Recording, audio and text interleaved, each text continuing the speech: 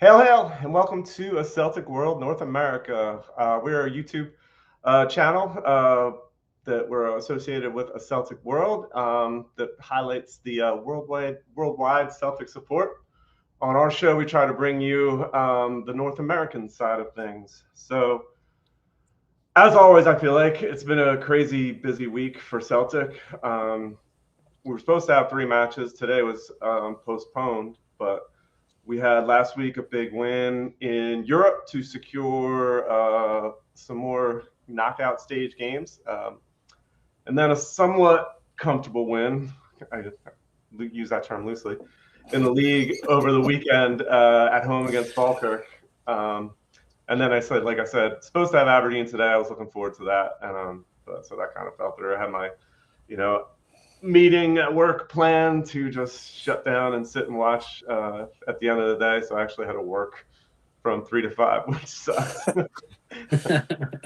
So then mix in there the close of the transfer window, and there's a lot of strong feelings about that, I know. And now talk of a possible stadium boycott this weekend.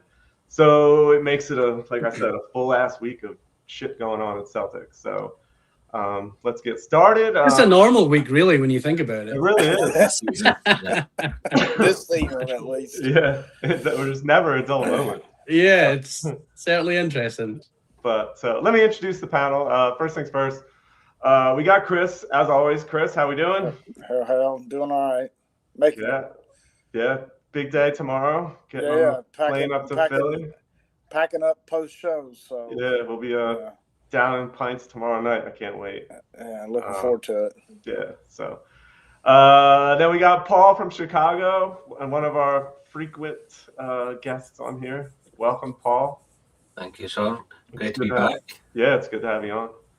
It's been last but not least, David, another one of the Philly Plough Bhoys, and we'll be seeing him this weekend too. So looking forward to that. Welcome back, David. Yes, you will be seeing me normally from the bottom of a pint when your pint is like this. You'll just about be able to make me out from your glassy eyes. So. Yeah, so I mean, we've been talking about that for a while, the failure, and it's like you said, it's always an amazing weekend. So I can't wait, and I'll be down there tomorrow night till Saturday night. So and can't wait to see all the boys. I know the Columbus guys are coming in tomorrow, I think, and Connor. Just talking about guys we've had on the show so far. Connor from Charleston will be up for it. And Peter from Nashville. So it'll be a good group, along with tons of other people. So I can't wait. And we'll dig into it later, probably towards the end of the show. But just wanted to probably start off by just talking a little bit about the games we've played this week. And like I said, it was supposed to be 3 games because we were on Wednesday night last week, and then we had Utrecht in Europa League on Thursday last week with a game where we had to win to advance. I mean, I think there was a possibility if a draw, we needed a shit ton of help to get to the knockout stage, but pretty much a must win at home against Utrecht. I was feeling pretty confident going into it. Chris, how are you feeling, I guess, going into that match? Going into it, I was pretty confident too. I mean, I think they had lost like 5 in a row before coming into that match or something like that. Like they weren't on great form, so just that in itself kind of, I was confident that we could get a result. Being at home always helps. So, I was hopeful, confident, but there's always that 1 or 2% in the back of your mind. You're like, you're gonna goob it up somehow. So yeah, and knowing we were going to be missing those 2 guys we've gotten on loan this month with Araujo and Shvanchara. That, I mean, if anything, that game, I just more that I wanted to see more of them in action. I feel like that was kind of frustrating, but I guess Paul, I mean, it started off I think that was three games in a row where we've scored in the first 10 minutes of the game, which has been Yes. unheard of this season. So I mean, so Negrin gets us started off early, off a little, short corner to ended up in Tierney. Tierney crosses Negrin tap in. So that, I mean, Paul, how'd you feel after the goal? And then you got to be feeling pretty. Yeah, I was feeling pretty. Forward. Yeah, I was feeling pretty relieved when that goal went in, because as much as I was confident going in that game, I was like, Celtic in a pretty important European game. The team have lost their last 4 games, but they have an ex-player. Usually that's a set up for one of those European nights. So when that goal went in, I was just looking at Barkas going, forgot how shite you are. I was so worried that he'd actually go up, but he was just as bad as he was with us, and it helped us. We shut the game off early and we're into the next round. Yeah, and I felt the same way. Like that, just go in the. I mean, like I said, I was confident, but you always have in the back of your mind that Barkas was terrible for us. You're like, he's just gonna have the night of his life against tonight, and like he was. That's the Celtic way. Yeah, he was, but he was the Barkas, like you said, he was the Barkas we remember, and so thank God for that. So then bang, second goal right away again within the first 10 minutes. Own goal, Negrin, and like we've been getting, like we had the goal 2 weeks ago against Bologna. I mean, you kind of call it similar, where we get it off of pressing and goalie makes a mistake. Negrin takes it, and I thought initially Maeda got a tap, but it was definitely like an own goal.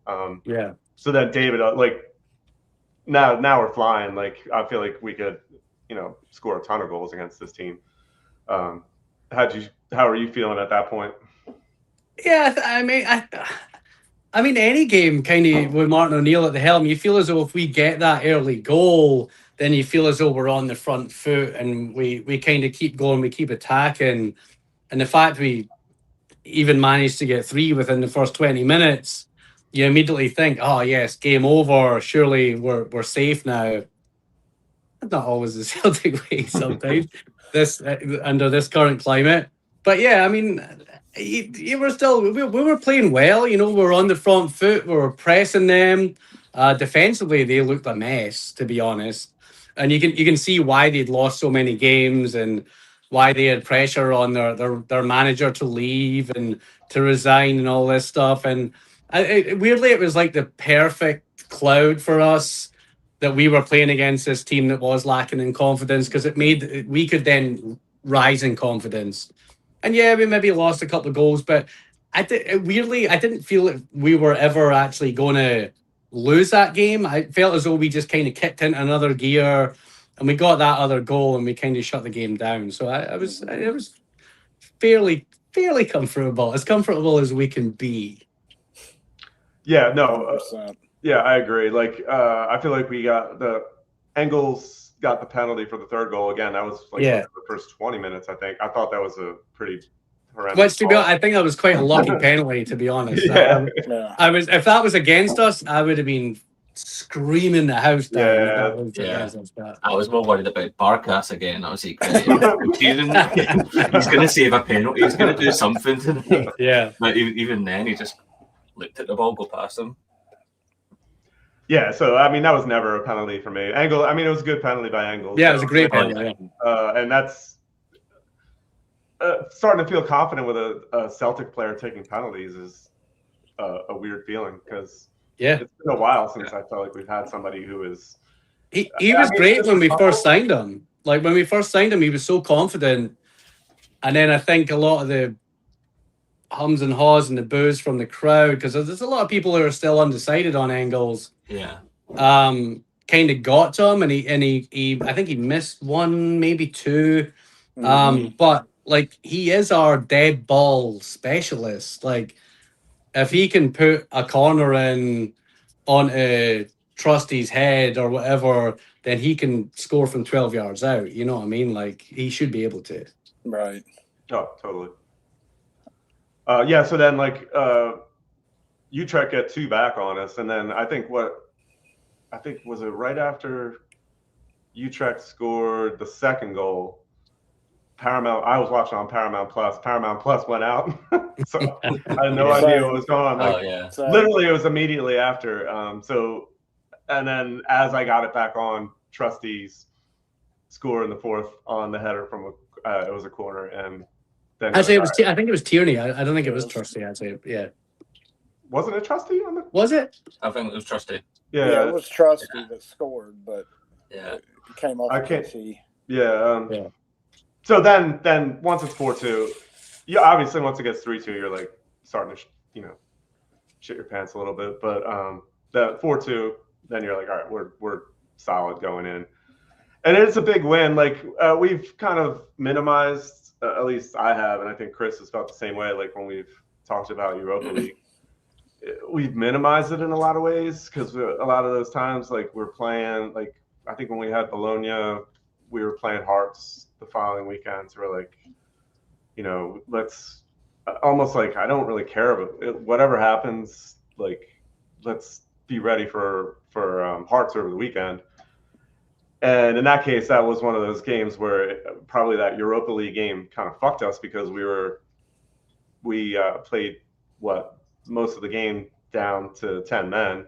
Yeah. And defended like crazy, probably. And I mean, Dyson was dead on his feet at the end of the game, and then kind of was just awful against Hearts on the weekend. So that's been us all season. I feel like it's been like minimizing Europa, but now that we're in the knockout stage, I guess I'm kind of probably sorry to interrupt, but probably because our squad has been so weak and so small, because we didn't bring in the numbers that we needed. These guys have had to be busting their ass on a Thursday, and then they're expected to play again on a Sunday and go for it like Dyson for another 90 minutes. Like, and we'll get into reinforcements, I'm sure, later on thing, but these guys, they needed some help. Like, they just needed some quality numbers in, because I mean, I know Dyson's not been at the top of his game, but he still tries. Like, he does every game. Like, he runs like a machine, so. No, agreed. I mean, he was. We talked about it last week, and for me, I'm a humongous Dyson fan, but that was Hart's game last week was his worst game. Yeah, he looked done. Just giving the ball away every time he got it, almost, and just didn't have the energy like he normally does to break up shit that he's doing all the time. So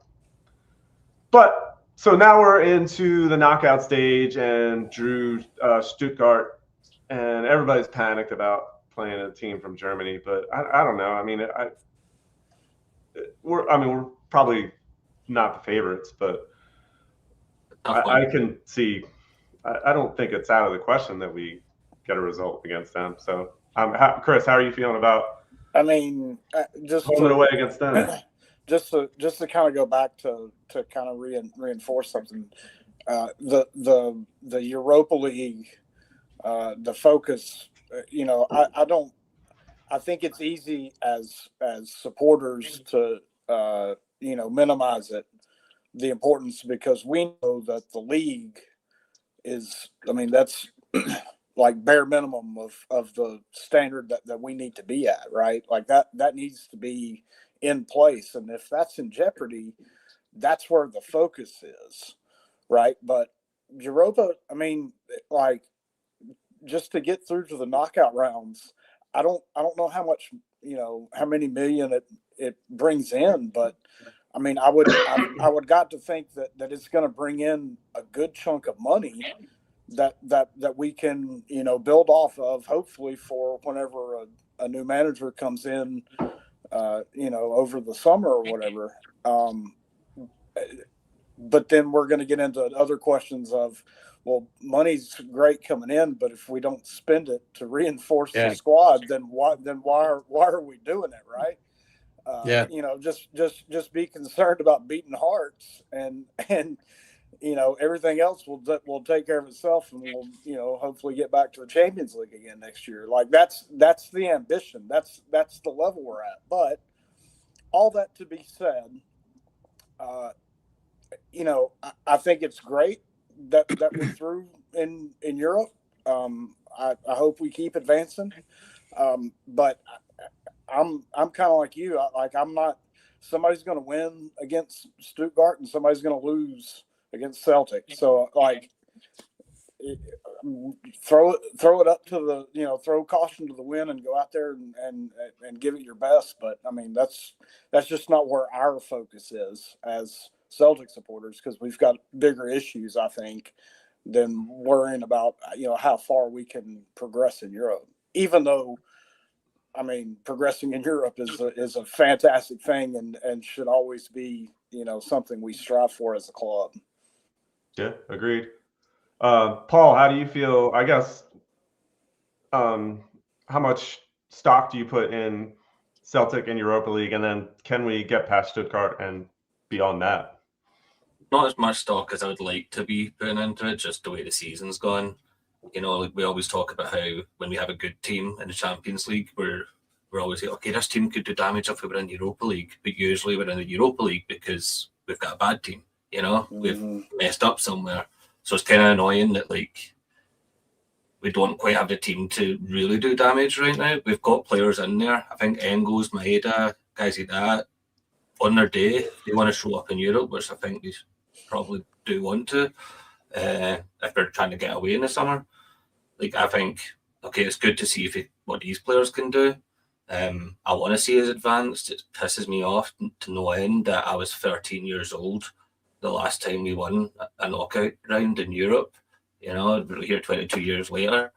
So I want to get that monkey off our back. I think Stuttgart is a beatable team. I do think they are, but I think it's probably the toughest draw we could have got coming out of that league stage. I think there's a chance, and if we get through, I might actually be ready to go. You see, every time the Rangers went to the next round, when their little runs that they would do, as soon as they got through the next one, they were all buzzing. And as much as I would be like, okay, they'll get them next time, part of me was always kind of like, why are we not doing that? We've got the money to absolutely obliterate these teams. Why are we not doing that? So I want to get on that. After the season of having lots of Chicago sports teams actually look good in the playoffs, I've got that kind of feeling again. As soon as you win one of those rounds, you're like, oh, we can go the whole way. So I'm wanting Celtic to make it feel that way. But if they don't, league's priority. So I'll be all right with that. Yeah, I agree. And again, these the top leagues like Bundesliga and EPL, you never know how their sides, and once they get into the Europa League, how serious they're going to take it. And I do think that kind of helped Rangers in some of their runs through, and not that they had super tough opposition, but they were beating some decent sides, and I don't think, I can't remember who they were beating, but you do have that possibility of teams just not focusing on Europa League and being more focused on their league and stuff like that, and maybe you can kind of sneak wins like that. So I mean, there's always that possibility, I guess, against Stuttgart, but I still think it's a possibility, like I said. David, how are you feeling about Europa? Just the whole, can we make a run? I would like to think that we can. Looking back on my experiences as a Celtic fan, the best experience I ever had to this day was being in Seville when Celtic got to the UEFA Cup final. I got a ticket for the game. I was actually at the game, even though we lost 3-2. Henrik scoring those 2 goals were still the best experiences of my entire Celtic life.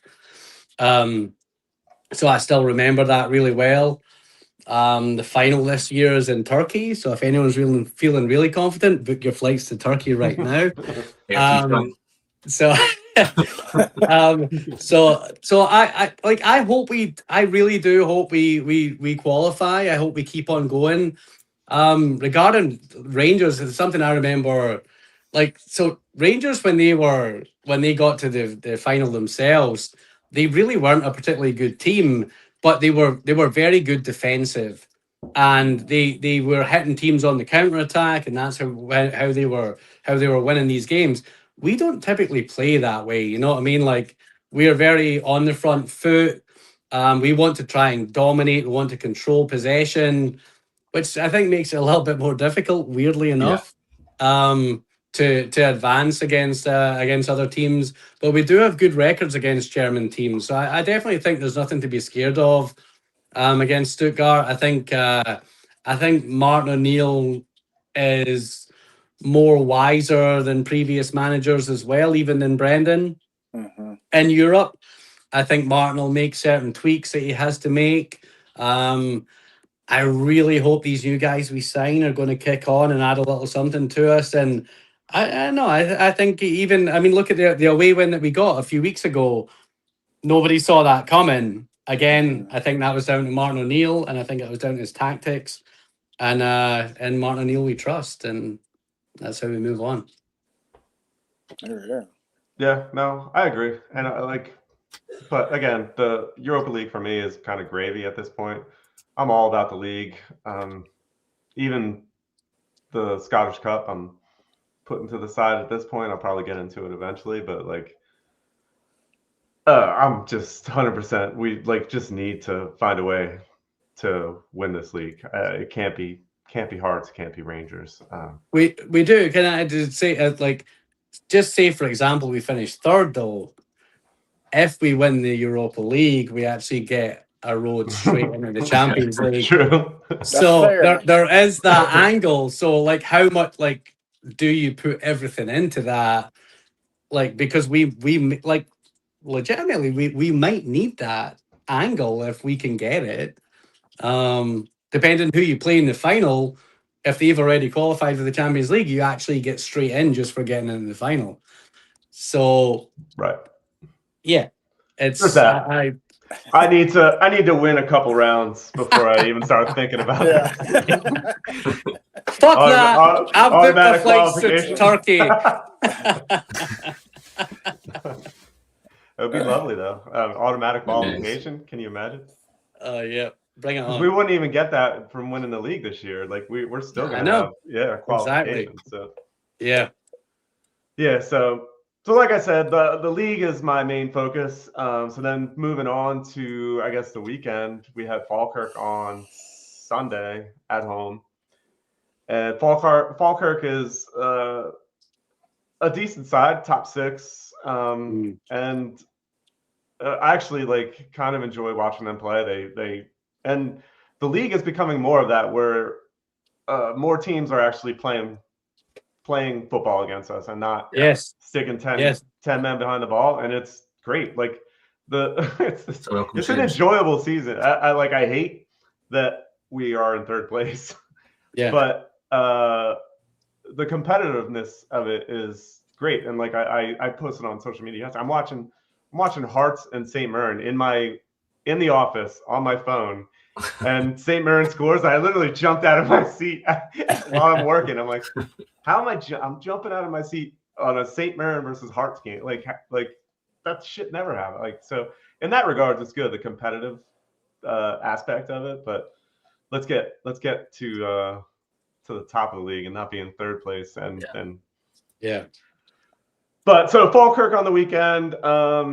Like I said, Falkirk, they're a fun side to watch, and they've kind of been playing the same way, and a lot of those same players that they've kind of stuck with, and that's probably they're a side that they're together and kind of have their system and they play it. And I mean, they have probably Calvin Miller is one of their best players, and was a throwaway from Celtic, who played 2 or 3 games for us at left back, and now he's a pretty good SPFL player.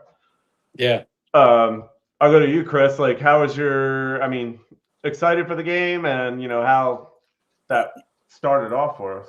Yeah, no, I mean, I'm always looking forward to it. So, but no, I agree 100%. Falkirk, they're very organized. They really kind of work together really well. Their passing is good. So I mean, they're a decent side to take on. They're very physical, I think. Very, very similar to the way Aberdeen usually plays us, where like they try to muscle you up front and try to shut down your midfield as much as possible. But having said all that, no, I felt strong going into the match. You know, at home, you know, I'm expecting 3 points.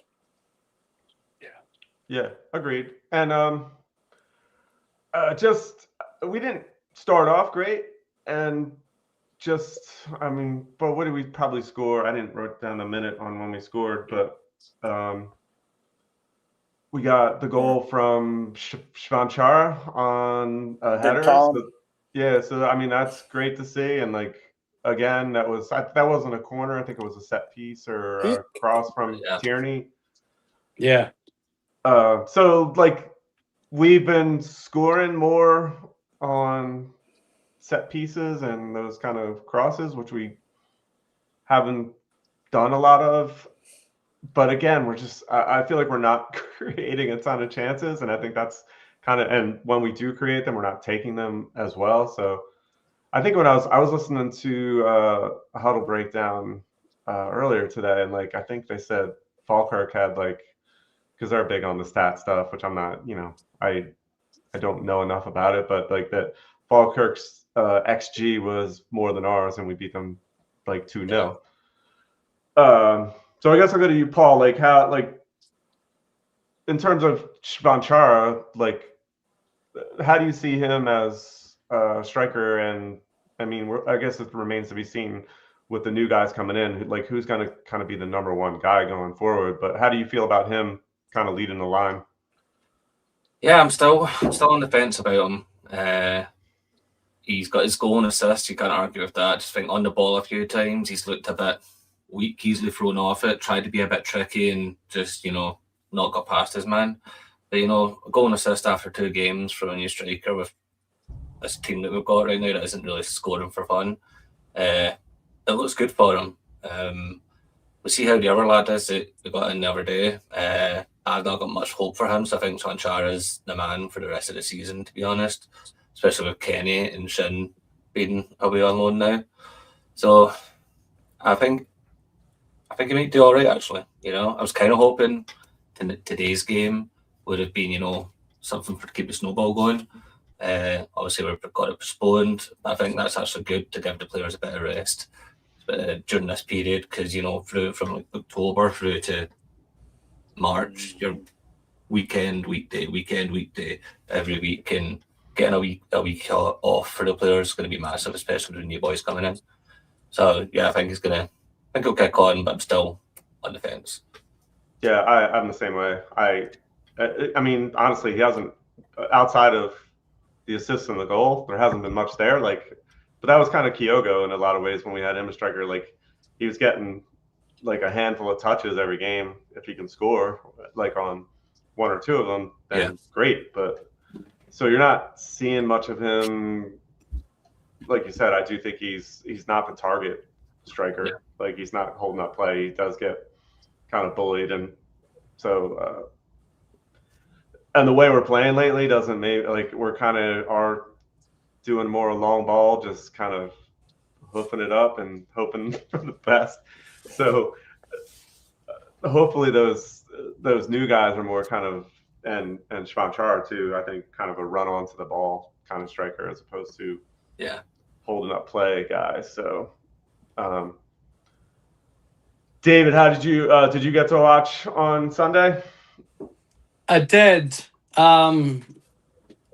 Just a slight snippet back to, so the Hearts game, I thought when Shvanchara played, I felt as though we went long way too much, and that was actually negative to our play. And I feel as though, weirdly, the players, I think, probably had a thing in their mind. They were like, all right, I'm in trouble back here. It was the defenders mostly, and they were like, oh, I've got a big guy up front, I'm just going to punt it.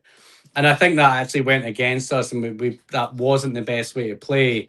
The game on Sunday, I thought the big guy did well. I think in a team where you're playing 2 wingers, who is right foot, left foot on either wing, it's their natural style to swing a ball across from the byline. And I think a big, tall guy should benefit from that. But even Martin O'Neill said he's not like a Chris Sutton. He's not a John Hartson, this guy. Like, they signed him because he actually has pace, which we haven't quite seen yet. And maybe he just has to get up to speed. And maybe he is going to have an extra yard. Interesting to see who becomes the main striker, because you've obviously got him, who's the big, tall, focal point potential. You've got Adamu, who they signed, who is probably going to play through the middle, I would have thought. Mvuku is going to be more on the wing. But it's hard to. It's interesting to see. I'm sure Martin and Sean Maloney have an idea of who's going to play in what position. But I think the guy so far has done well. I think as well, you have to give someone 4 or 5 games to get up to a proper match pace. But yeah, for such a tall guy, like, he doesn't look like that wide. You know what I mean? Like, he doesn't look like that well built. But maybe that's not part of his game. I mean, all's going to be revealed. He may run riot in the SPL. It's very possible. You're muted, Tony.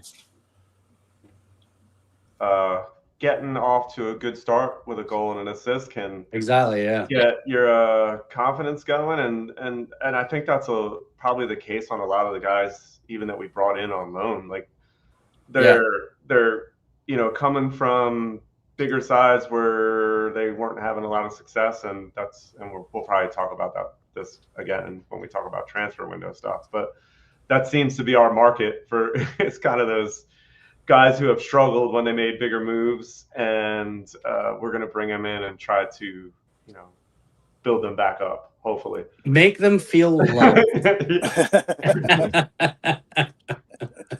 Hopefully. So, but yeah, that's kind of Shvanchara, Adamu, and Luka. Like, that's seemingly their MO. So we'll see what happens with them. But at worst, I feel like we have more options now that, like, on the bench. Like, nowadays you're looking at the bench, or like, not nowadays, but in the last few weeks, you're looking at the bench and you're like, who are we going to bring on to like help us out in the attack? Like, and it's threadbare. You're bringing on Tenecti, who can beat a man, but doesn't seem like he can do much else. Sean, when you're playing high press, like, Ange said it when Ange came in. Ange was like, I might have a front 3. I need a front 6. I need guys that I can bring on after 60 minutes that are going to then play the same high press. And then the next game, I'll start those 3, and then I'll bring on the other 3 because they'll be rested. And I still think Celtic are in that same mold. Like, Rodgers used to do the same thing, and we didn't have like a front 6, and that's what. Yes, we've had Forrest and whatever, but Jamesy's been falling away. But now I think now we do have a front 6, where after 60 minutes you can do a replacement, and you're not bringing on a lesser player. You're just bringing on somebody of a similar level who can also do the same role. And I think that's what getting these bodies in was all about. Are we going to question the fact that they, again, were loans and we didn't actually buy anybody? Yes, we are. Is there a chance that these guys are going to blow all our minds? Yes, they are. But is there a chance they're going to be shit? Absolutely. It's very possible. We don't know. We have to hope that the scouting system that Celtic put in place over the last month is going to come to fruition. So, that's not a promising thought. Exactly. I know. But in Martin, we trust. Yes, that's what it comes down to in a lot of cases. If Martin O'Neill even got to make 100% of the decisions, and we'll never know that. I would be surprised if he did. We'll never know.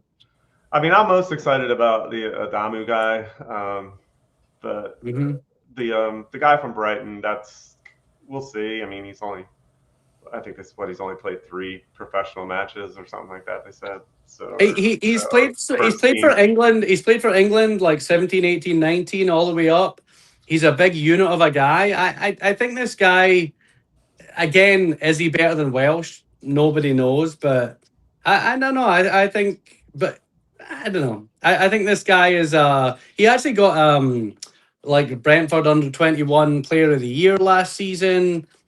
He has potential, but if we build him up and make him a great player, are we going to get to see him again next season? No, we're not, because he's going to go back to Brentford. So, like, what's the point, really? Yeah. You know what I mean?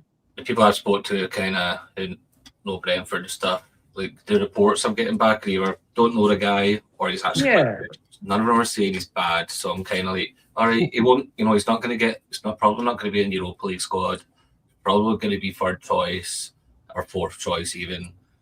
Like, it's cover. It's cover and he seems to be highly rated. If he ends up being good, maybe we can try and sign him, but they might want a pretty penny for him. And we've got money sitting there, so might as well spend it. Yeah.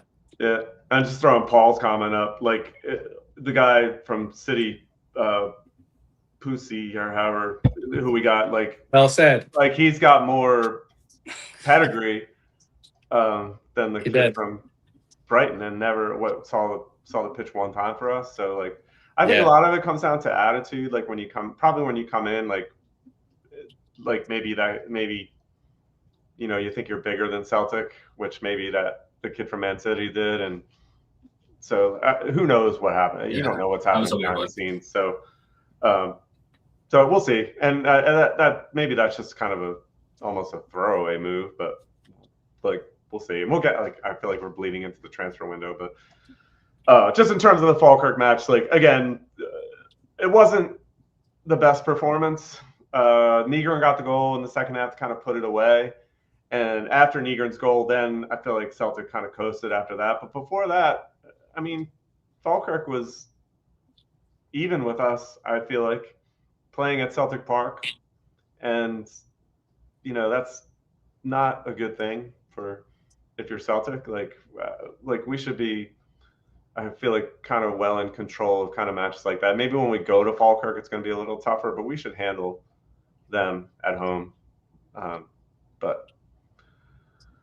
So it's frustrating. It's been a frustrating season, and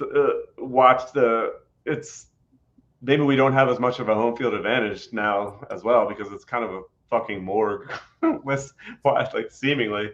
Teams aren't scared of us anymore. That too, yeah. It goes hand in hand with what we were saying earlier about how the rest of the league is playing better football. They're not just pitching in, low block or whatever. Like, they're actually playing a game of football, so it's harder to get the ball off them. You get a bit more possession. I mean, Falkirk had 13 or 14 shots this weekend. They got one in target, but they still had a lot of goals. When usually teams that come to Celtic Park, they're lucky to get 2 or 3 shots.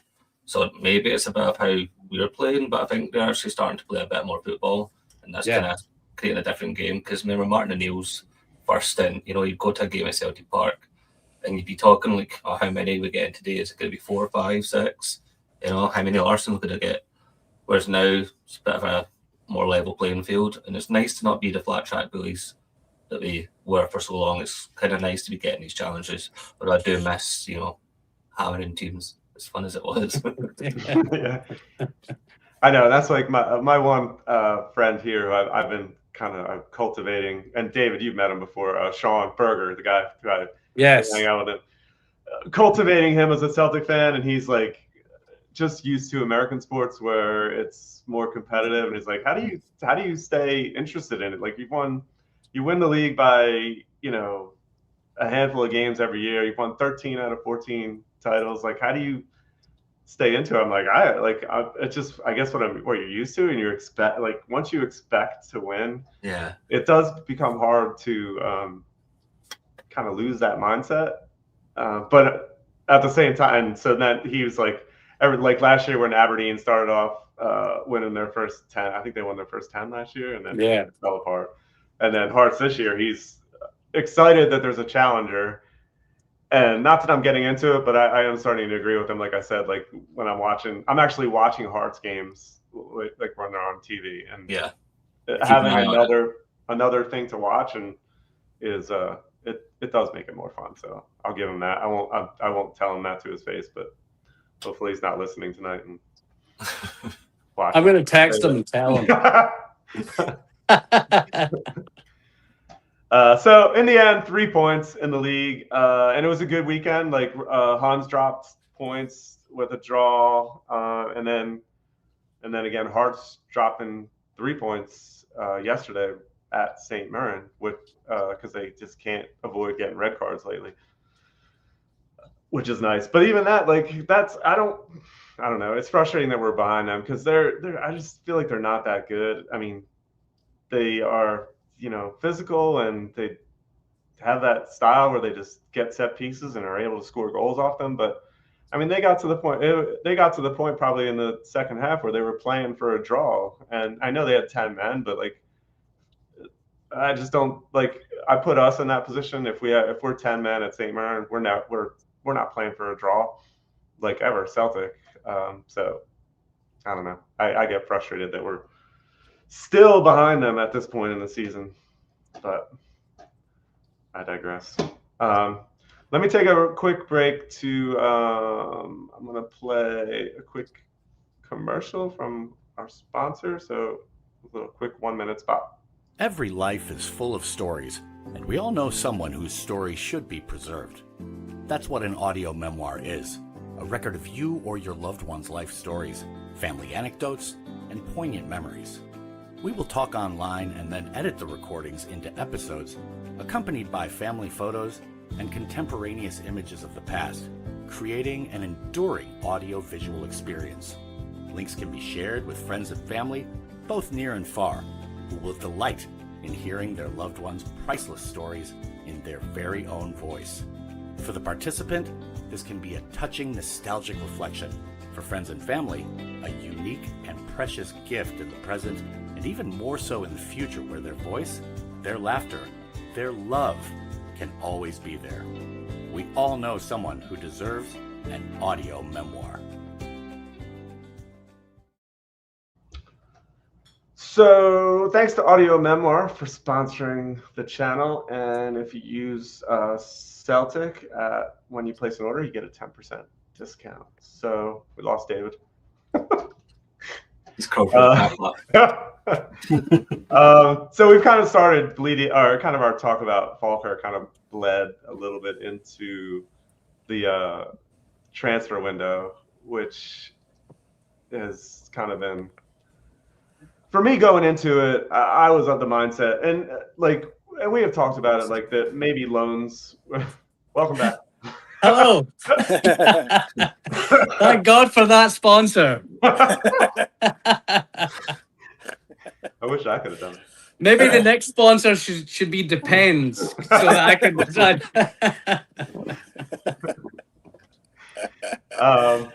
I lost my train of thought.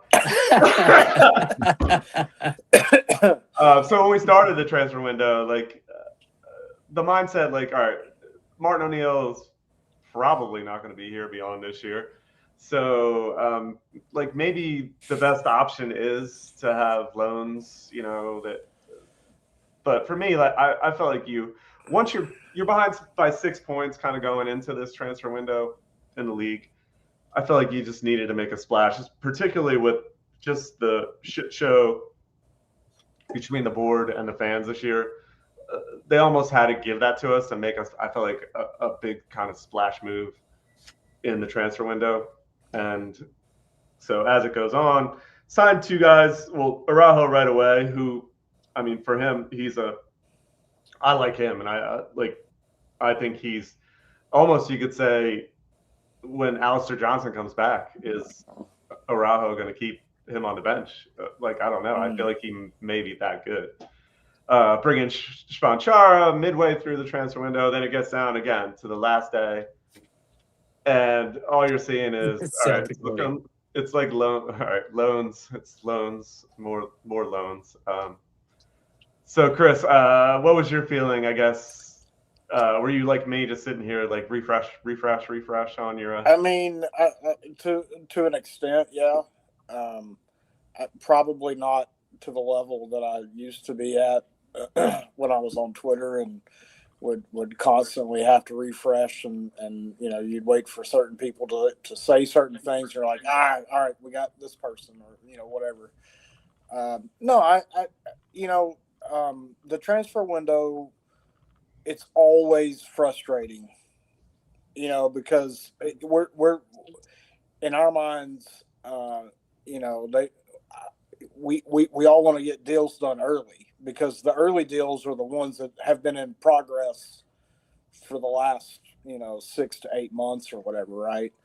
And, it's very frustrating when we're down to the last minute and we don't think we're going to sign anybody else. We're like, we're getting hosed here. And then they bring in, 3 guys and, they all look like, good athletes. I saw a few clips of them all, great. Right. But I don't know what to expect with these guys so that I have to rely on whoever recruited these guys that this is, the right thing for the right now. I don't know. I know that the loan deals, I would much rather sign players on a permanent and have them be a part of the team and whatever. But as you said, if Martin's not here past the end of the season, we've got to have the ability to shake whatever dead weight that is there at the end of the season so that we can rebuild the rest of the squad for whoever the new manager is. Right. So on its face, I'm okay with the loan deals for right now. Is it good business? I don't know. They all could be shite, it really, it's a flip of a coin. If it works out, then everybody looks like heroes. But if it doesn't, we look like, not Celtic, at least in my mind, is the way that, things should be run. But that's neither here nor there.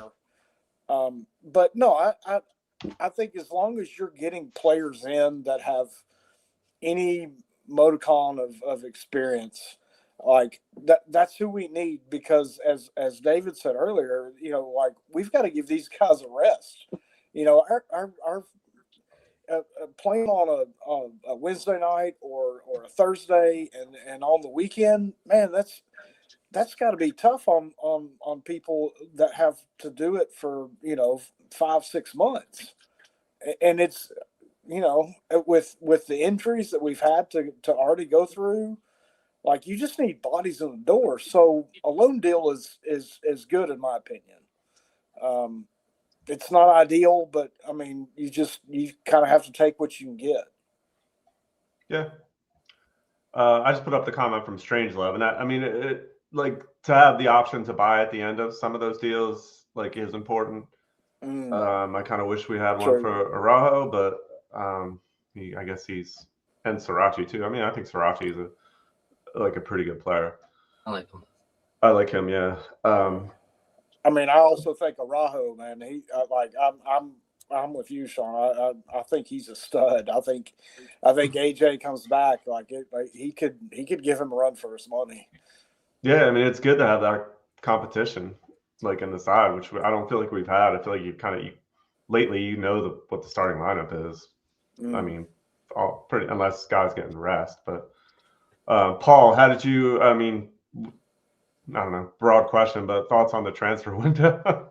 Yeah, I mean, we don't want these people making the long-term decisions for this team, especially footballing wise. After the last window, they sat there and, looked everyone in the eye and said that, there was no problem. It was a fine window, even though we knew it was a shambles. And then to come in again and just have no plan, it takes to the last day to get a bunch of loans in that you weren't even looking at 4 weeks ago. And you look at their stats aren't very good. I've got some of my friends are Freiburg fans, and they were messaging me, be like, why did you guys take this guy? He's not good. And, it's starting to feel like, okay, we're taking the guys that our teams are wanting to get rid of. I want them to do well, I hope they do well, but not seeing anything from it. So I'm not kind of that excited about the players. I mean, Araujo's been good so far, great even. Been a fan of his for a long time. Sanchara we spoke about earlier. So, like, I'm glad they actually got people in, got some reinforcements for the manager, so that we're not, playing guys out of position all the time. I feel pissed off about it. Like if you're gonna sit there and tell us, we're fine, we're backing the manager, it's all Brendan Rodgers' fault, put all the blame on him. Oh, it's all Paul Tisdale's fault, put all the blame on him, and then this whole window, not even have the decency to get at least one solid permanent signing that's going to immediately improve this team, no matter who the manager is. And that's where we get down to like why we've fell apart as a club. Because when Andrew's here, he was talking about in modern football how important it is for teams of a recruitment system to just know who to sign, know the kind of player they want and what kind of managers can play with those players, and then can just go get them. But it feels like we just throw shit at the wall and see if it sticks, or we just phone up agents and ask them what players are trying to get rid of. And it just doesn't feel like this board has a plan. So I feel like again they're just taking us for mugs. No, I agree. I feel the same way, and was the frustrating part for me about just getting loan deals, and particularly on that last day and again, like I said before, it's kind of those guys who are trying to rehab their careers basically after, kind of falling off the radar at their current clubs, and they were on loan at other clubs too in between. And so they are kind of just a shot in the dark, seemingly. It does give us bodies, which we need, but I guess I'll throw to you, David. Another big story on that last day was the Arne Engels, interest from Forest, and people, they're throwing around 14 million, and everyone's like, take it, and then they're like, nope, 17 million. All right, we'll take it. 25 million. You're like, holy shit! What was your thoughts on that whole situation? I think that situation, Celtic didn't dare sell one of our midfielders without having a replacement set up. I mean, there were stories out there. They tried to get the young kid they tried to get Lennon, who was at Motherwell, who went to Italy, who hasn't really been getting a game that much. They tried to get him on loan. That was a non-starter. I actually think he would have been a great replacement for Engels, and I would have took that in a heartbeat. I think Celtic should have signed him in the first place from Motherwell. He's only 18. You could have developed him great. I actually really like Engels. I know a lot of people don't like him. They don't see what he kind of does. But I think he's actually a unit in there. I think he's a box-to-box forward, or a box-to-box midfielder. I think Celtic will definitely get their money back on him, and they knew that when they paid 11 million for him, because he was breaking into the Belgian squad. I know he hasn't quite been in the last few squads, but I think the fact that Nottingham Forest were willing to pay that amount of money for him, they could also see the potential in him.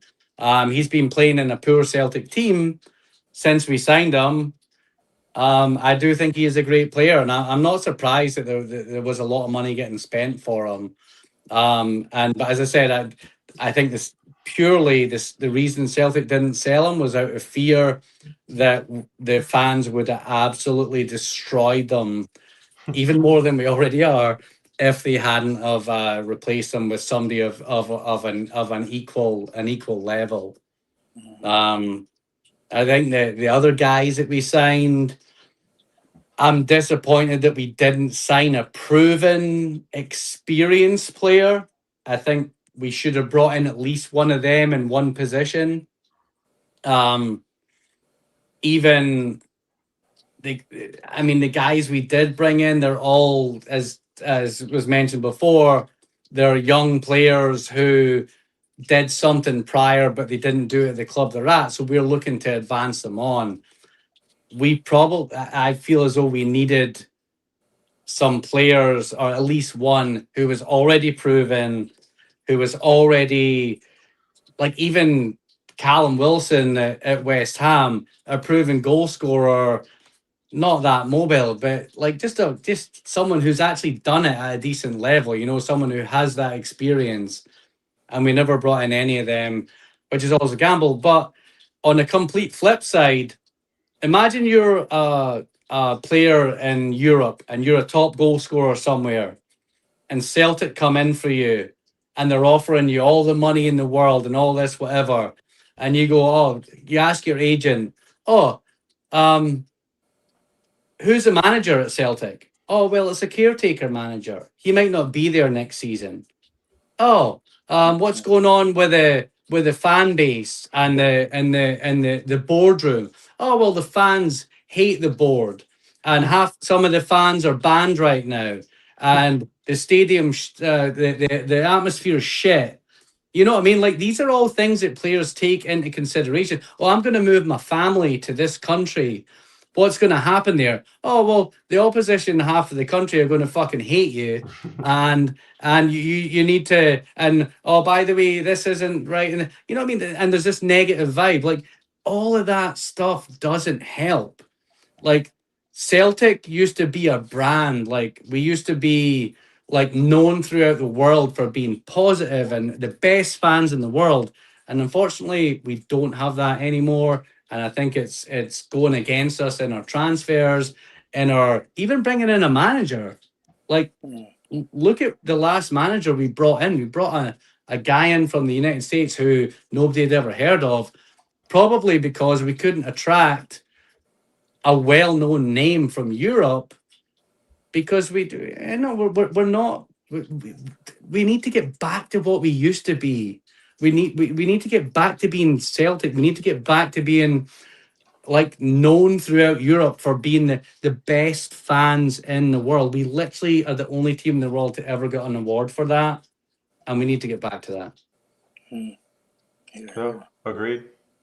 I mean, taking it to your point, David, about just not being a place where you want to go. I mean, you said like we have a caretaker manager. Like we had, I mean, just this season we had a manager, a caretaker manager, a manager for 8 games, another caretaker manager. Like that. I know that lack of consistency has got to be scary for anybody to want to come to. Players, and like you said, that's got to set a tone for.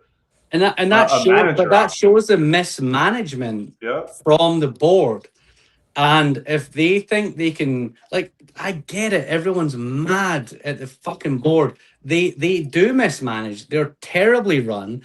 They fucking have they've made us a laughing stock. They really have, and we want them all out. Like, are they going to leave? Fucking probably not. It's so frustrating.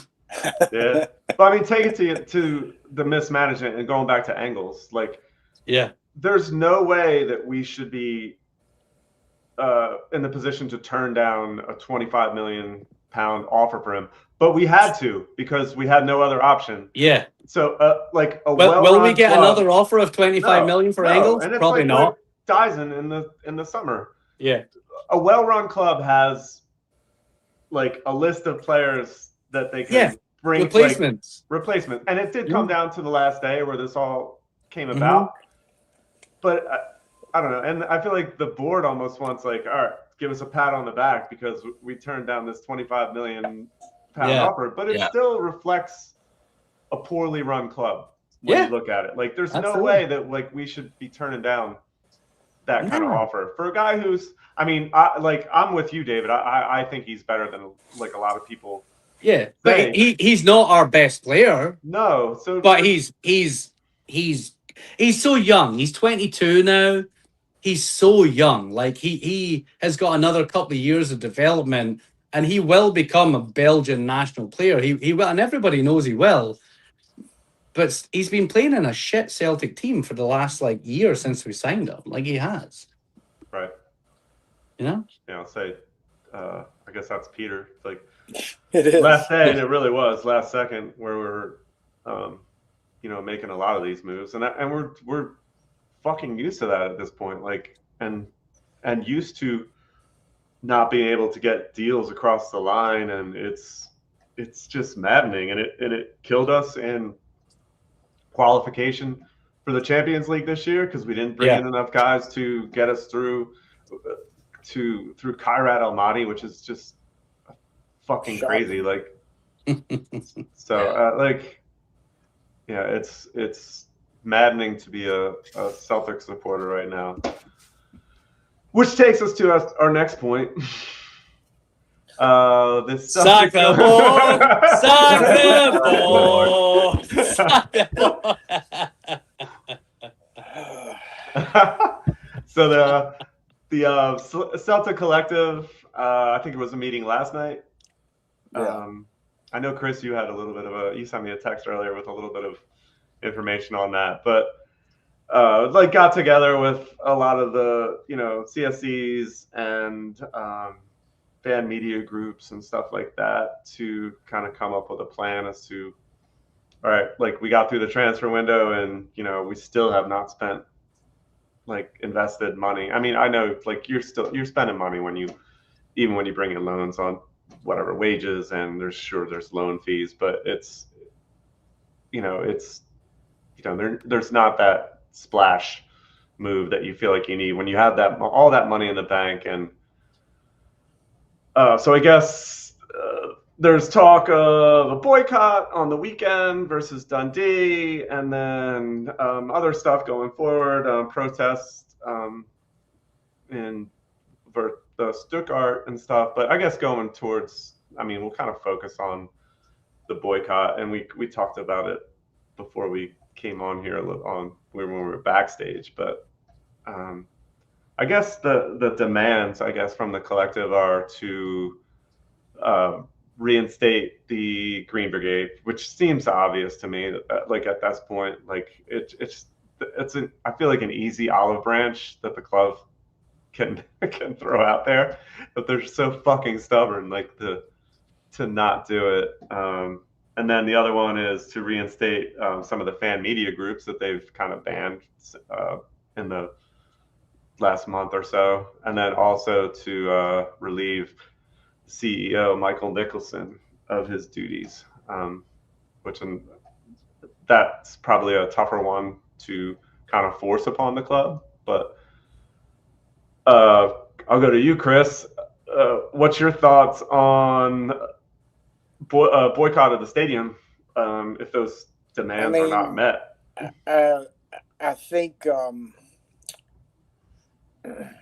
let me try to carefully say this.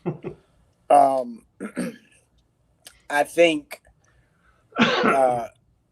fans that want to go to matches, no matter where they sit in the grounds, should be able to go to the match. I think cherry picking the section that you're going to make not able to go into the grounds, I think they've wanted to do that for years. There has always been contempt for anybody that's in the North Curve regarding pyro or smoke, or I think there's a lot of whatever. So, if you've got feelings about that, I understand, no big deal. But I think it's shocking that people are banned from going to a match and they haven't actually done anything. I think it is an easy olive branch, as you said. I think it's something the club can do and can try to piece some things together. I don't know what kind of meetings need to take place for that to happen, but from what I've heard, that Celtic's just not even taking the meeting, which is even more frustrating. I think that's the other thing, is that they have tried to get people to come back into the grounds and settle these issues, and the club doesn't want to do it. They don't want to take the meeting. Moving forward into the fan media, I think it's stupid that Celtic has banned fan media from press conferences, from being allowed to produce things within the club. I would say 99.9% of fan media is done because of the love of the club, right? So why are you going to take your biggest supporter, right? Somebody that quote unquote works for you for free, right? You were in a Celtic strip. You're part of the Celtic family. Blah blah blah blah blah, right? And then you're going to say that you can't, you want to have a fan media presence and you're not going to allow them to the club. I think it's stupid. I never understood why they banned fan media to begin with. I think that's the bigger issue. But having said all that, I do think the third objective is going to be harder. I don't think Michael Nicholson is going to resign. If he does, great. If he doesn't, then it's going to continue. But for me, I think it's the right thing to boycott it. I know that there's going to be a lot of people that are going to disagree with me, and I think that the team needs to be backed as much as possible. Celtic Park needs to be an intimidating place to come and play a football match, and if it's not, you see how it is. Teams like Falkirk come in there and try to scrape by a win or a draw or whatever it is, and I think there has to be this. It's no better words, an olive branch that let's get the fans together, right? Let's unify the support, because if you unify the support, you unify the team, anything can happen. But until you do that, I think these people that are running it, money and greed ruins everything, and the fact that the things that have been occurring this season are due to greed or lack thereof or lack of ambition or whatever the fuck it is, right? I think all of that matters. So for me, I haven't bought anything from the club shop. I have no intentions on buying anything from the club shop until these things get changed. Can I do anything about it? Not really. Not from Tennessee.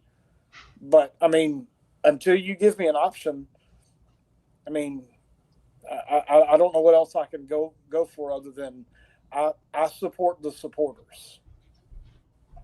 Yeah, the true supporters of Celtic know exactly what I'm talking about. I support the supporters.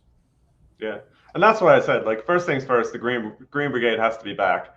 If you want to make Celtic Park a scary place to play, that's the first thing you got to do, and that's, I think, if they do that, it'll kind of quell a little bit of the animosity, but not all of it. And like you said, I said too, I don't think Nicholson is going anywhere right now, and I think he needs to, because I think he's just overmatched in this role that he's been put in. But Paul, I'll go to you. I don't know, how do you feel what should be done, particularly for us as Americans? What can we do? Chris said, I can't do anything from Tennessee, but do you feel like there's anything we can do that will have an effect? Tough, because for me, I'm pro boycott. I do think they've kind of rolled it out wrong. I think it's too soon, to tell people don't go to that game when the money's already left their account. From our perspective, it's hard, because for most CSCs and most people here, you're signed up for your Celtic TV for the year. Your money's paid. So all you can really do is we kind of slow down our output. Don't, as our CSC, we don't like many posts by the club or anything. Don't buy your merch. I think the last thing I bought was the current home top last May when it came out, before all the boycotts. Oh, we lost Chris. Where'd Chris go? I think I've got a blackout. He's boycotting the boycotting the stream group. I think just don't Yeah, don't buy the merch, you know. I told people this Christmas, don't buy me any Celtic stuff because usually I get an absolute power of it. Other than that, there's not much you can do. I mean, I feel like there's like I said, I'm for the boycott. I think it's the best way to do it. I mean, boycotts work. But if people don't want to do an in-person boycott, you know, unfollow the club on social media. No, that's their marketing scheme. That's how they make their money. So if they do like a mass unfollowing event of the club across all social media, they'll notice that, and then all their sponsors will notice that, and then they'll start asking questions. When you start hitting them right in their money, you know. Yeah. David, how about you? What's your thoughts on the boycott of, I guess, at the stadium? Well, I'm going to go the opposite way because I don't think that boycotting a cup game against Dundee is going to have any influence whatsoever on the Celtic board. I don't think the Celtic board particularly give a shit whether or not they lose a couple of £100,000 on a home game. I think they know they've banked all this money in the bank. I think they're just going to ride all of this stuff out. Even the merchandise stuff, we haven't heard anything. How much is we won't know how much the merchandise boycott's really done until we get the financial figures next time all of that stuff comes out. Personally, for me, I think right now, I think I might have mentioned earlier, Celtic are in a battle right now. Yes, the fans are in a battle with the board, but we are in a bigger battle right now with Rangers and Hearts. Rangers and Hearts right now are potentially going to become better than us this season. We're potentially going to become the third best team in Scotland. Is our team the best team in Scotland? I don't really know. But back in the day, our support used to be the best support basically in the whole fucking world. And right now, we're not even the best support in Scotland. The home games are like a morgue. I still have my season ticket. I haven't been this season, but the people that I speak to that are going to the games, they said there's no atmosphere whatsoever. And I genuinely remember, like, I've had a season ticket for like over 30 years when I used to live in Scotland, where I used to go all the time. The Celtic support used to drive the team on. And we were that 12th man. Like, and it didn't matter. Like, if we went a goal down, the crowd would rise up. We would support everything. Right now, there is absolutely nothing coming from the crowd. And I get it why some people want to boycott. A lot of it is Green Brigade driven. We need the Green Brigade back in the stadium. But those guys also need to learn how to fucking behave sometimes. And I know sometimes they're treated harshly. I get it. But they're an ultra group. You look at an ultra group in any football team across the whole world. Ultra groups, that's what they do. Their whole thing is like Push the boundaries. Push the boundaries, anarchy. They want to push against the establishment. I get it. I totally get it. But you have to do it within a little bit of restraint. And sometimes they do go too far. And that's been 19 games they've been not at that stadium for. We need them there. But see, after 19 games, the Celtic board have just went, you know what? We don't give a fuck. And we're going to forget about you. And unless you guys calm the fuck down, make yourself relevant again, then we're not going to let you back in. And I know the collective said they want these 3 different things. Like looking on social media today, I saw a lot of polls that were done on Celtic social media pages. And there's no support for this boycott, according to the polls that I saw. And I feel as though, like, see that tennis ball thing that they did that threw on the pitch? They lost a lot of people with that because that just looked like a Green Brigade thing that they decided to do without the collective's permission. And they lost a lot of fans from that point. See, when the collective was started, everybody was on board. But then slowly people started falling away because it doesn't feel like a collective right now. It feels like, to me, it feels like a Green Brigade driven thing against trying to get Nicholson out, and they got and we got the chairman out. That's great. I'm fine for that. I want Nicholson out. I don't think he's a good CEO. I think he's fucking terrible. I think he's completely incompetent. But doing a boycott is not going to make Nicholson leave, and it's only going to hurt Martin O'Neill's Celtic. And Martin O'Neill's Celtic, for me, needs the supporters supporting the team and driving them on, and that's why I'm not for it. So fair enough.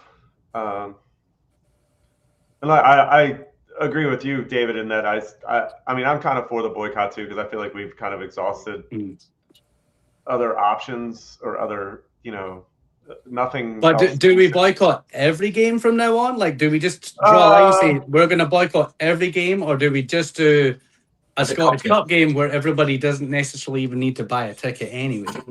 I think every cup game, because those are on like the cup ticket schemes and stuff like that, people have started withdrawing their money from that, and there's the option, your money's not paid for it yet. Yeah. So that's why I think the rollout was wrong to announce it the Wednesday before the Saturday game when the money went out the bank Monday. I think a boycott it has to be like more planned. It can't just be, hey, we're not going to this game in 2 days. There needs to be a bit more thought behind it, and they do work. I mean, there's multiple different types of forms of protest, But the way I'm looking at it is the board that we're trying to get out have done more damage to this team than any boycott would do. Yeah. And if this team can't get through a cup game against Dundee with because there's not as many fans in the stadium as then that's their problem in my opinion. That's an indictment on their talent, their willingness to win games, and just this shows to me that they shouldn't be a Celtic, to be honest. Right. Well, it's an indictment on the board and everything that it shows that's allowed this to happen. Yeah. That's the team that we're throwing out. Can I just make it? But if you guys were at your work though, and you had constant negativity surrounding you, like just every day, negativity, and it's not even anything that you've done as a player, but you're just hearing this constant negativity. You're not good enough. The guy we signed isn't good enough. The players we have aren't good enough. Not good enough. Not good. And you're just hearing that constantly. Would that not affect your performance at your work? Because you're just getting told you're not good enough. You're not what we want. We want better. We want better players. We want better this. We want better that. You guys are not good enough. Like, I feel as though I actually have shut myself off of a lot of Celtic social media, a lot of fucking chat groups and stuff, because the negativity is fucking demoralizing sometimes, even as a Celtic fan. Like I don't want to hear my club getting talked about in such a negative vibe, and I can't do anything about it. So I feel as though I'm actually in a better mental health space of just removing myself from it, because I don't want to hear all this negative stuff going on about the club that I love. And Celtic is a massive part of my life, and I'm sure you guys are all the same, and you just don't want to hear the negativity either. Don't want to be negative either. Yeah, all we hear is this negativity all the time, and again, it all stems from the Celtic board. Like, it is like a poison, and we need them to go. But the thing is, they're not going to go right now, and so for me, I just feel as though we have to almost close ranks and shut out the board.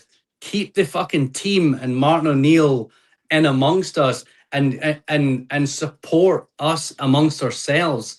But just the board can get the do a fucking demonstration every home game. Don't let the directors into the stadium. I am fine with that, but I just want to support my team, and I wish I was over in Scotland, because honestly, I would be stand at the game, fucking screaming my heart out, fucking for 90 minutes. I just want to support them. I want them to know that that they are everything. They're my fucking life. Like I've been a Celtic sport all my fucking life. I love everything to do with Celtic. I just like to take it back to your question, you know, like the negativity and stuff. Obviously, that would affect us at our work because it's not part of our jobs. But part of being a football player is being open to very public and very loud and sometimes very unreasonable criticism.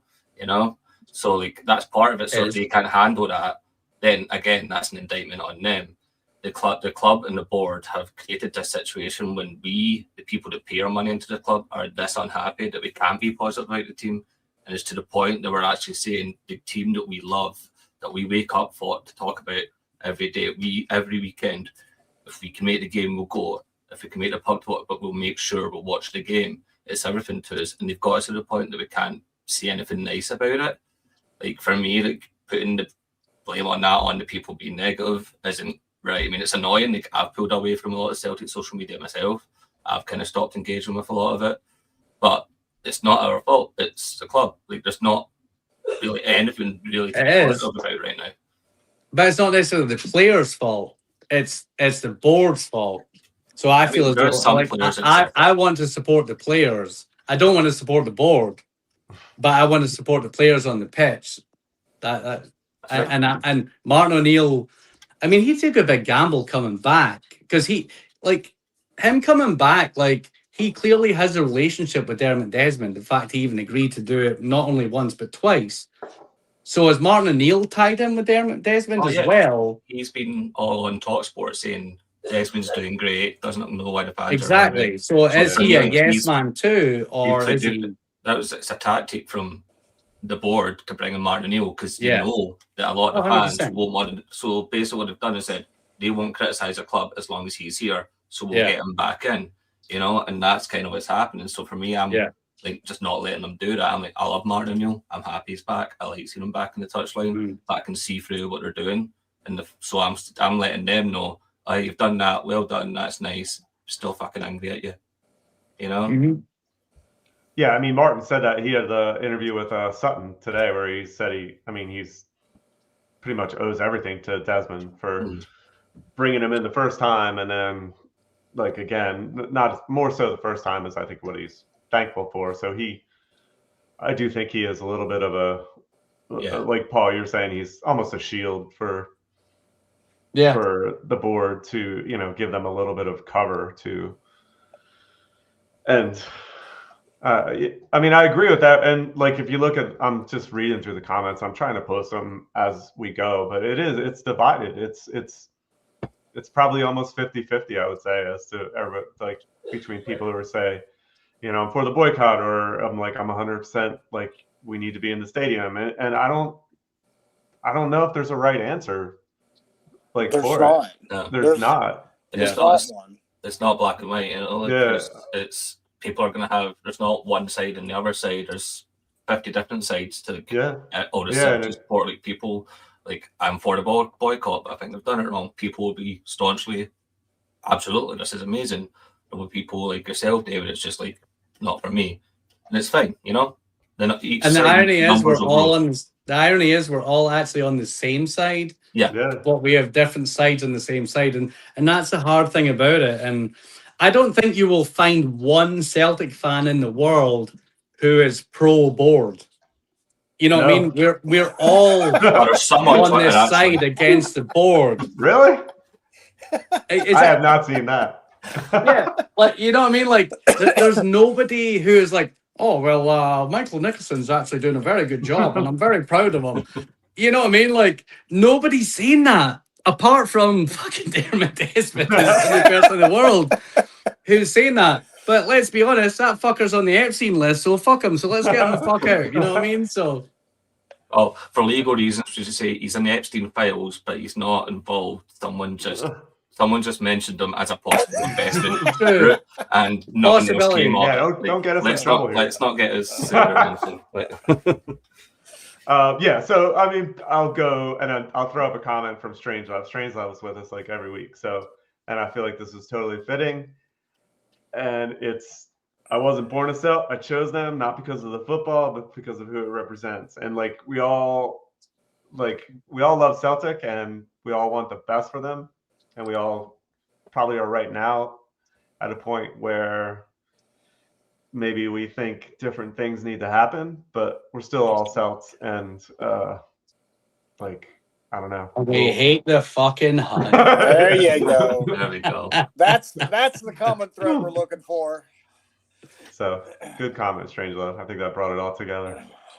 And that kind of brings us all together. We'll move on because I feel like we're just gonna get a little more angry as the night goes on if we talk more about the boycott and stuff. But deeper in and I feel bad. Paul's not going to be there this weekend, but we got the Vela at the Plough in Philly this weekend, and I get to see all my Celtic pals. I get to see Chris tomorrow. I get to see David tomorrow. You're going to be down there tomorrow too, right, David? I think you said no. You're you're doing the dinner thing. Yeah, we're going to do the dinner thing, and then I will see you on Friday evening. Nice. So I'm super excited about it, and so I can't wait. I'll be down there all weekend, so get to have pints with all your pals, have some live music from some, get to sing some Irish songs with your friends, drink pints, meet some old Celtic players. Tosh McKinley and Peter Grant are going to be there, and Tony Hamilton from the Celtic Foundation. So I think, David, you'll get to see them up close tomorrow night, which is cool. Yeah, and Thursday is going to be good. Yeah. So, I mean, it seems like that's a pretty small event from what I saw. Do you know anybody else going with you, or? I think there's 35 tickets were sold for it. As you said, like Peter Grant, Tosh McKinley, I believe Fallon's son is also going to be there. He's coming over as a guest because his father passed away recently. And he said Tony Hamilton's going to be there. I don't know if Celtic TV are doing a thing or not. I'm not really sure if they're going to do something. But there's definitely going to be a charitable side from the Plough Bhoys with Celtic. With Tony Hamilton. It's going to be a good time. There's going to be like a Q&A and all that stuff, and apparently they got some sponsors for some cases of wine, so there's actually going to be more than one bottle of wine per person that's going to be there. Which is a very Scottish thing. So there's going to be plenty to drink, so that's going to be a good time. Yeah. So yeah, I saw that late, and I knew I'm just not gonna be able to pull this off. Which is fine. I've gotten to go to a couple of those, and this one was a lot smaller. I've gotten to go to the foundation dinner in New York a couple times, and me and Chris did the one in South Bend. So it's good to those things are so connecting to the club, getting to hear, we got to see some players a couple times, and like last year in New York, got to hear Sutton was there, and getting to hear his stories. So those things, particularly for us, being over here in the States, I think it brings you so much closer to the club, where you maybe you have some distance mileage wise, but bringing them closer to you is amazing. And so I'm jealous that you get to go do that, but so I think it'll be awesome. Be a good time.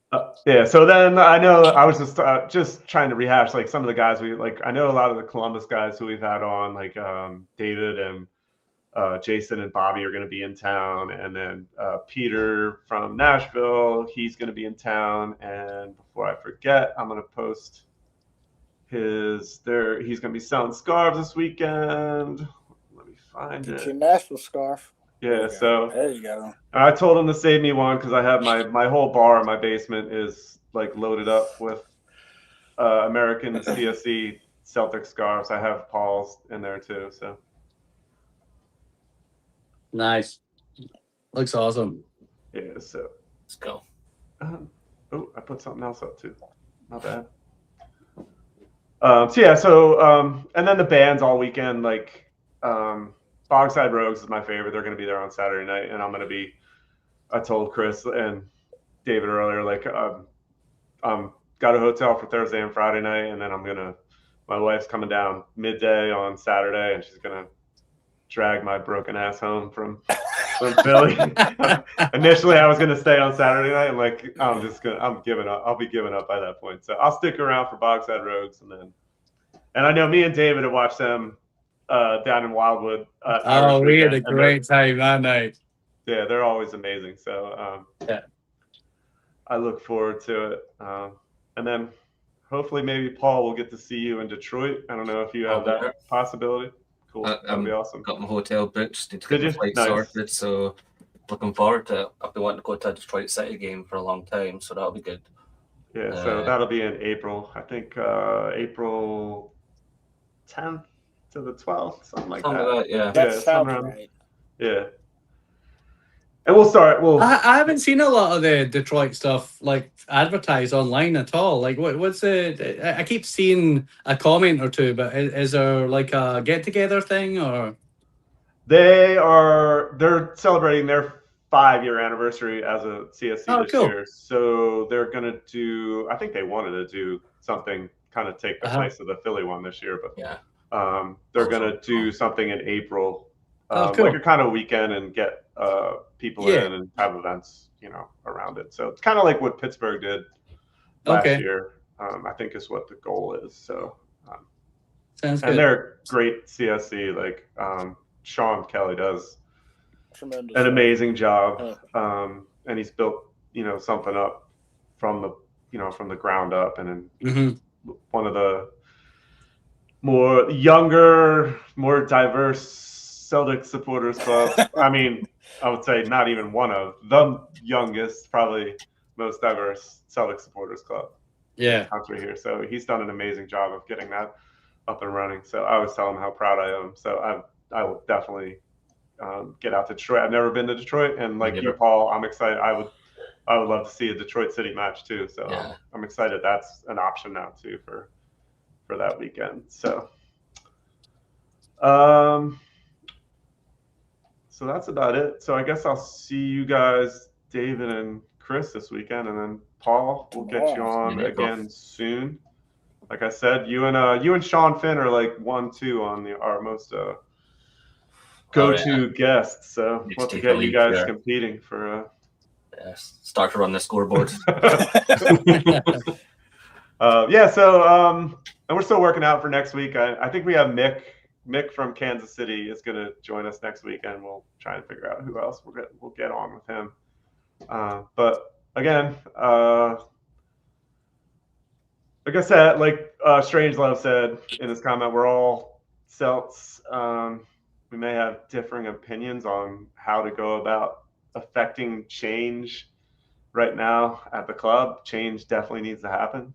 So how it comes about, I don't know at this point. So hopefully we can make it happen, but we'll see what happens this weekend with at the Dundee match, whether there will be a kind of a gap in the crowd that you see. But that's it. I think we'll wrap it up now. Hail, boys. Thanks for coming on. Like I said, we'll be back next week, and cheers. Cheers, guys. Have a good night.